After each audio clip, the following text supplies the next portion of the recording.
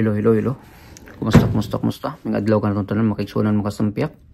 So, here we go again, boy, America Duterte loyalist mag-ingon nga. Kung adunay nahidugmo tungod sa tumang kakapoy o kaluya, ang imong mga pulong may magadasig kanyo sa pagtindog. So, mga kasampiak, kung saan man kayo sa mundo, sana'y nasa mabuti kayong kalagayan at ang inyong buong pamilya, mabuhay po tayong lahat. God bless po.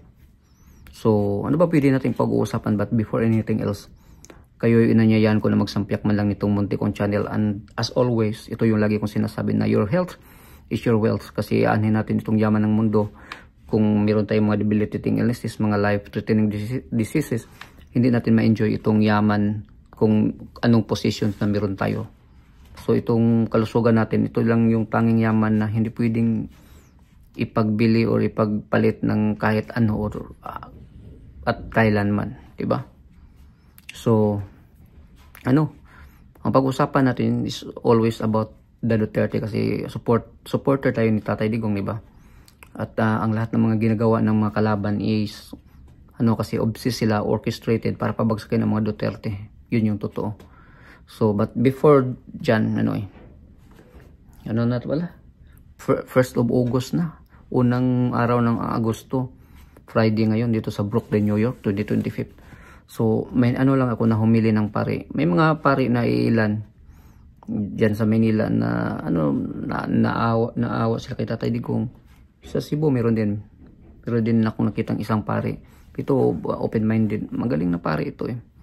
At saka on point talaga yung lahat ng mga niya. Hindi katulad ng ibang pari na mga perfectionist na magkikitaan mo na parang hindi na pwedeng magkakamali ang tao. Pag nagkakamali ka na, para ka nang itutulak na sa impyerno. Na sobra ba?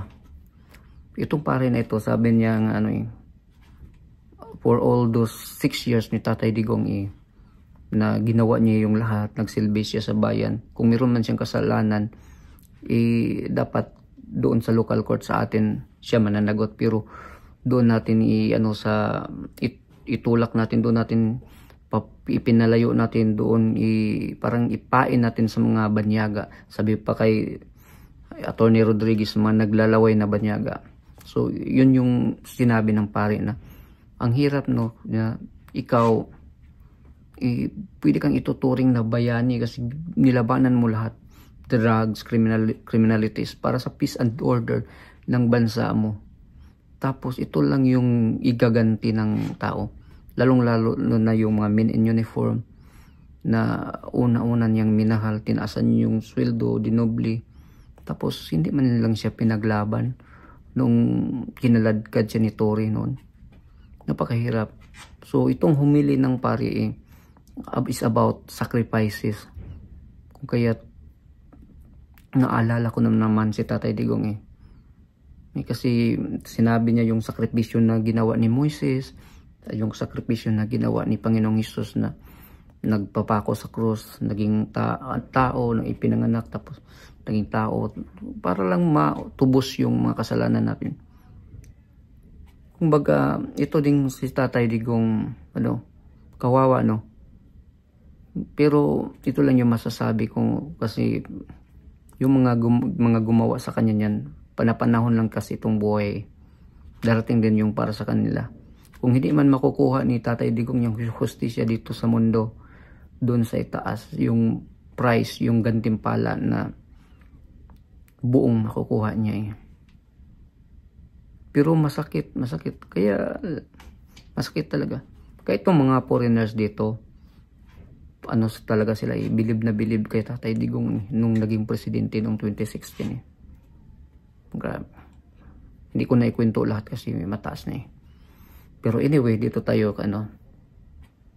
kung naalala nyo si Bambini, si Bam E. Aquino, pumunta pa nga yan doon sa Cebu Narinig ko yung interview niya Diba siya binitbit ng Iglesia ni Cristo dahil sa sinabi niya na neutral siya about dyan sa impeachment ni Inday Sara, diba? Ayaw niya yan kasi marami pa raw problema tayo na kinakaharap na dapat uunahin ng gobyerno.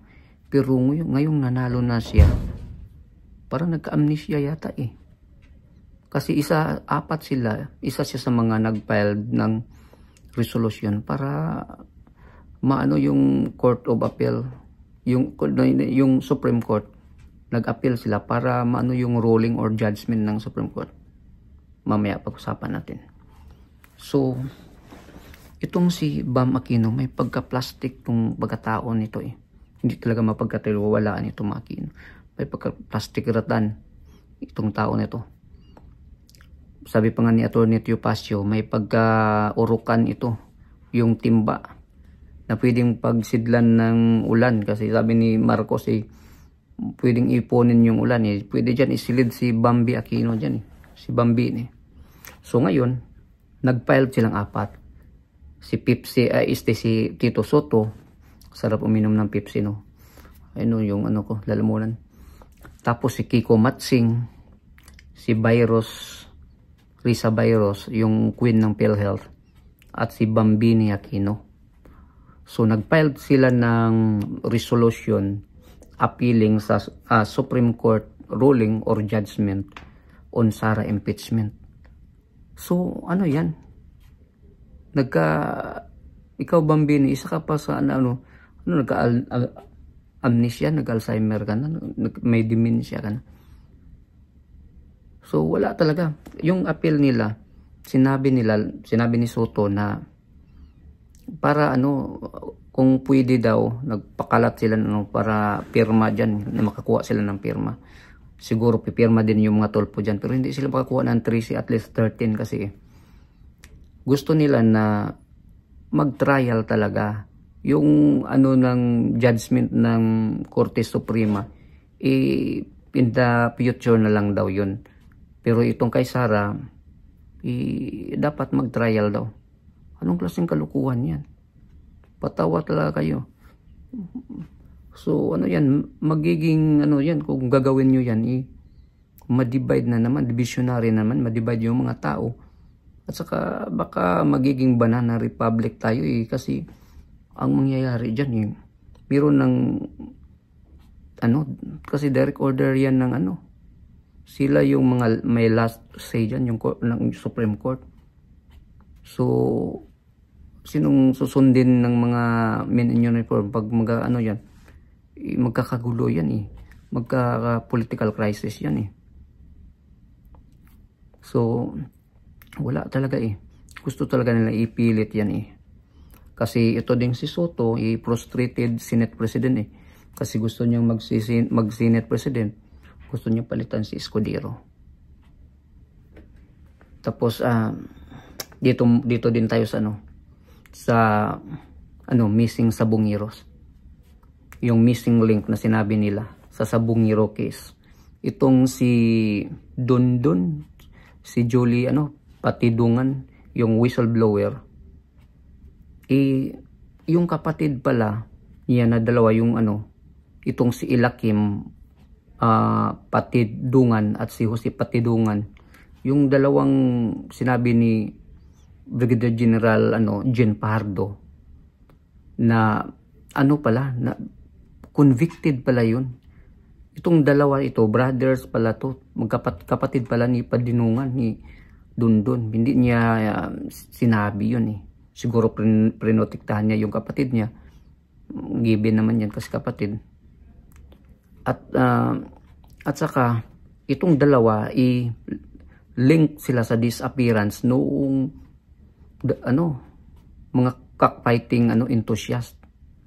So sila na aristo sila sa ibang bansa, sa Asia, hindi ko alam kung yung parting, basta sa ibang bansa.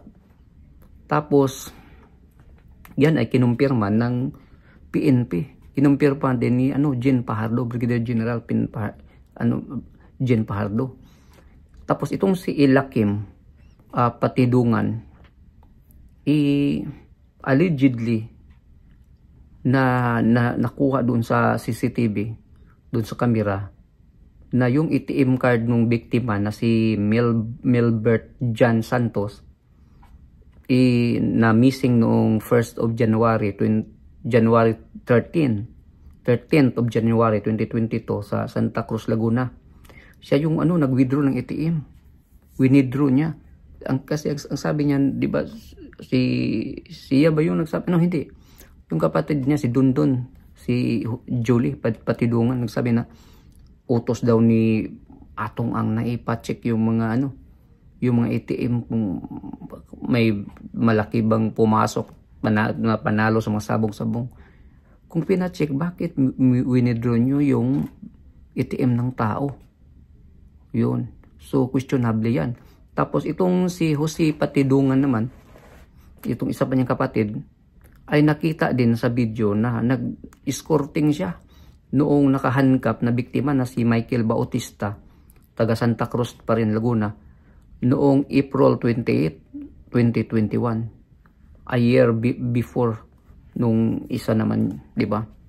Kasi yung si Elakim 2022 yun. So yung dalawang brothers niya, i-convicted pala yun eh. Nahuli pala yun.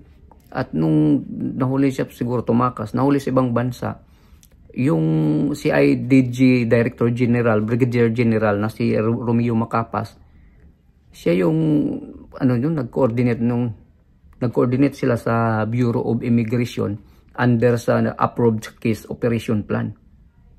So, ang nangyari din, itong si Brigadier General Romeo Macapas, reinstate or nasa ibang region daw. So, yun? So, sabi, kasi maraming mga sabi-sabi na parang tinanggal or Pero sabi naman ni Brigadier General Pajardo na hindi kagustuhan yan na magpalipat sa ibang region. So di natin alam yan, circus, cover up or parang hindi na natin mapagkatiwalaan talaga eh. Itong whistleblower, wala na kasi yung sinabi niya na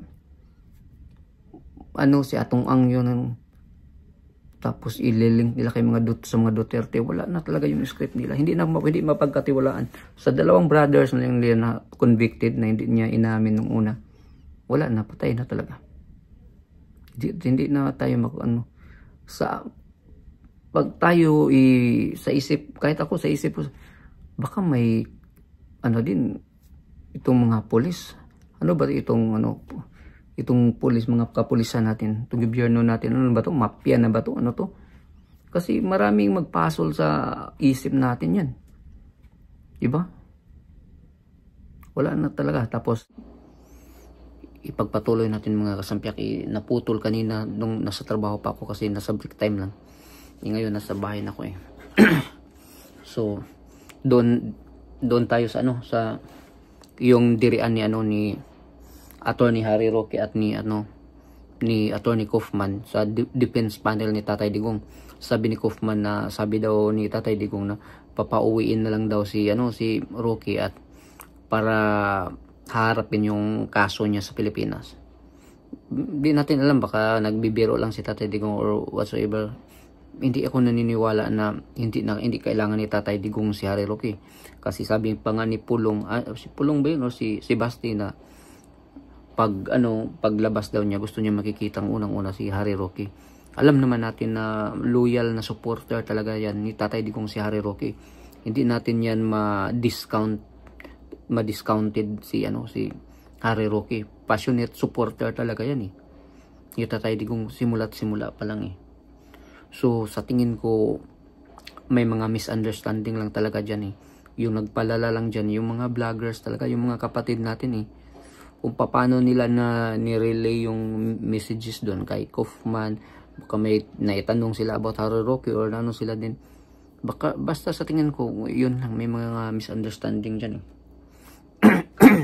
Tapos may narinig pa tayo si Ma'am Hanilet, hindi daw nakapasok ng 3 or 4 days already. Hindi nakabisita, di natin alam kung anong mga nangyari dyan eh.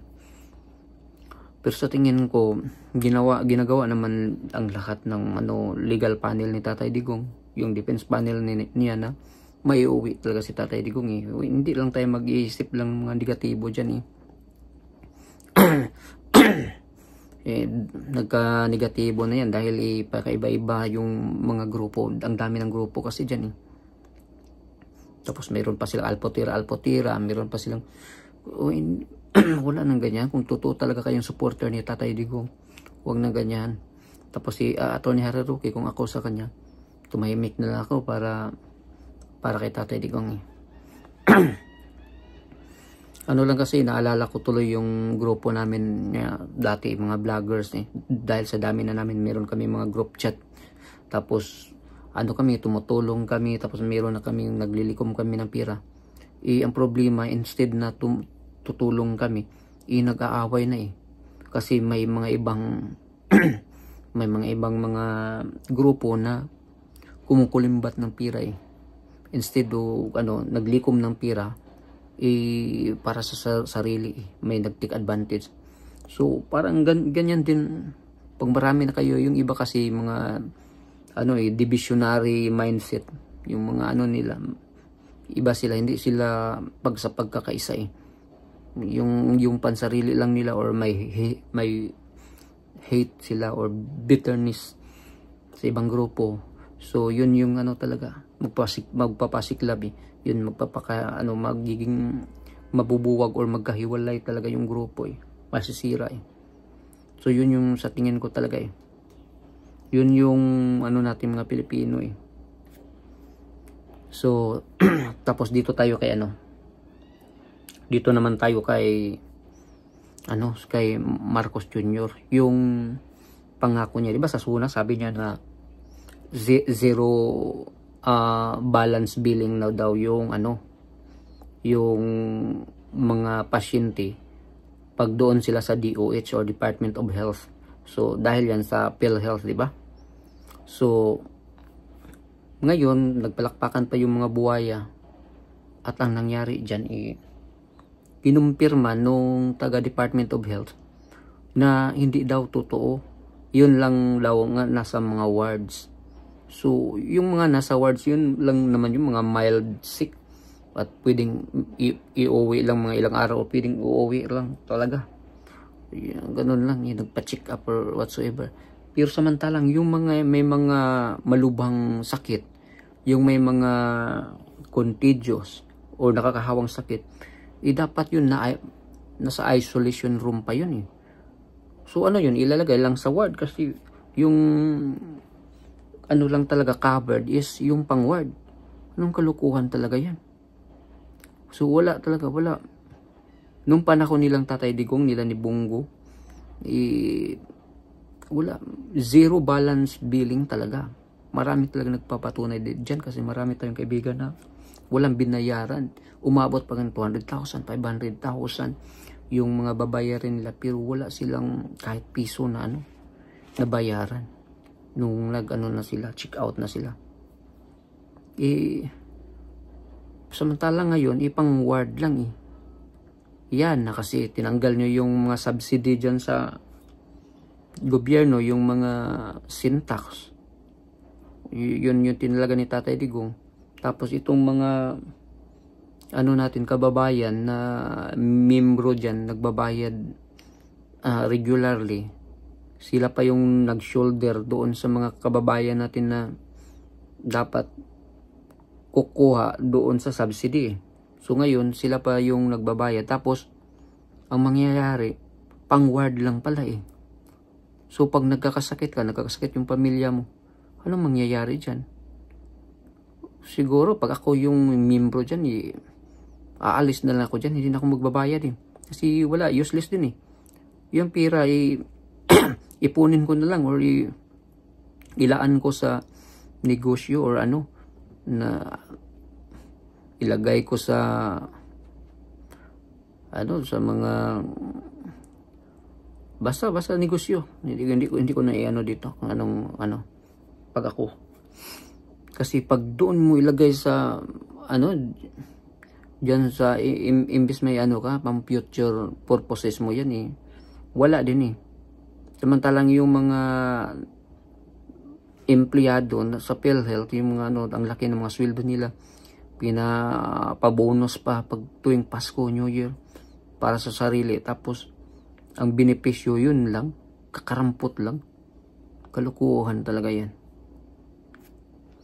So wala na talaga makasampiak.